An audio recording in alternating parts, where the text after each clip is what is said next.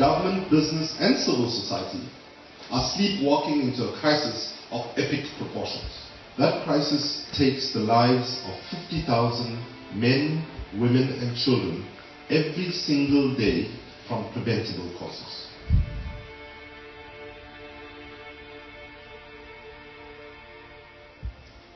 Everything we do, everything we produce and consume, and every way in which we generate and use energy must have that new paradigm, clean, green and sustainable, as its foundation.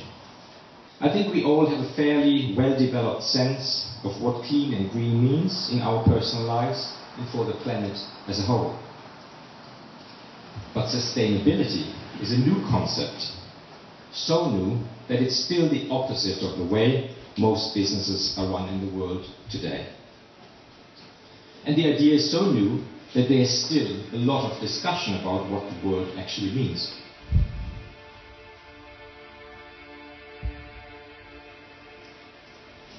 In my view, being sustainable isn't just a question of being able to do what we do indefinitely. We human beings are so ingenious that we might be able to develop new technologies that help us to do the wrong things indefinitely. For me, sustainability is more than that. It's doing things in ways that make the world a better place than it was before, from an economic and social and environmental as well as cultural perspective. Now, Albert Einstein once said that when you are trying to address a big crisis or a problem that you find yourself in, you should not use the same logic thinking frameworks that got you in the mess in the first place. And to a large extent, when we look at what our governments have done, is that they have used pretty much the same logic to actually try and contain the system as it is. So in that context, we have to begin to ask, how do we address the challenges that we face?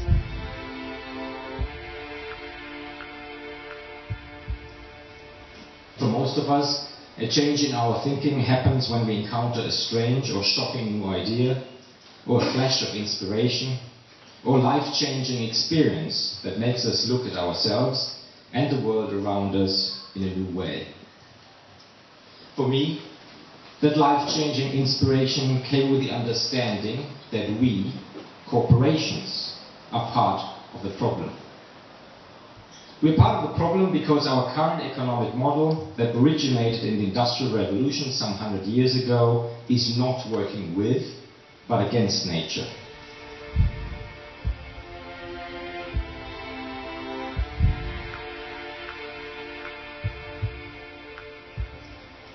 History has shown us that governments gathering at United Nations convened conferences, unless they are pushed, the level of compliance and the level of implementation at UN conferences that do not have a binding component to it is actually 10 to 15%.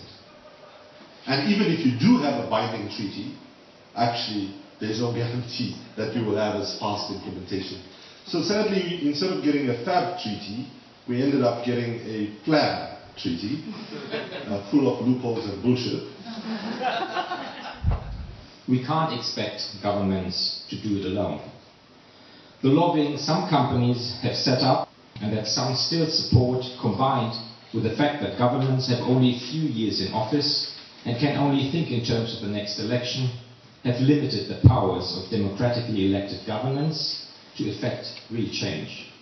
The good news is that we, the corporations that are part of the problem, are the very institutions best placed to fix it.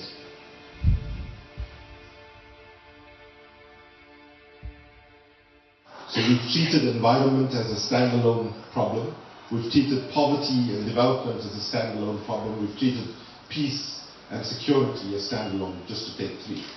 The interconnectedness of everything in nature must lead us to cooperate and collaborate to quickly find solutions to our rampant problems. The question that we face in terms of thinking in new ways is how does different parts of society, how does government, business and what we call broadly civil society can actually do two things. One, begin to better understand what the comparative advantages each of the sectors have in public life, and secondly, look at how we can harness the comparative advantage where we can do things together, where we don't necessarily have to agree on every detail, but we need to develop the ability as a very fluid and fast-changing societies where we can begin to agree to work on the things where we have substantial agreement and respectfully disagree on the smaller number of things where we actually have disagreement. Companies must cooperate with other companies, as well as with NGOs and with governments, to find holistic solutions for a sustainable world.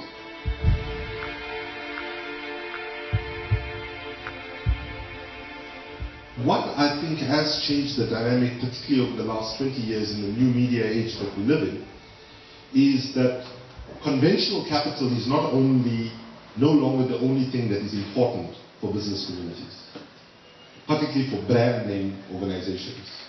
But reputational capital and relational capital have become equally important for business success. By relational capital, I mean the capital that you build in terms of the relationship that you have between a company and the community where they actually draw resources, draw labor, and so on. For the first time in my fairly long analysis of markets and trends, the small shareholders are beginning to ask that companies should behave in ethical ways. They still want profits, of course, and a fair or even good return on their investment. But they want that profit to come in as clean and green a way as possible. They don't want profits that come at the cost of the planet or the exploitation of people who can't defend themselves. For a long time, our mission has been to become the most desirable sport lifestyle company. Then we started with our next phase of our sustainability program, and we evolved our mission to be the most desirable and sustainable sport lifestyle company in the world. These are no longer nice to have competencies in business, I would argue, but these are now critical to have for a sustainable, successful business. The bottom line is we don't have a plan B because we don't have a planet B.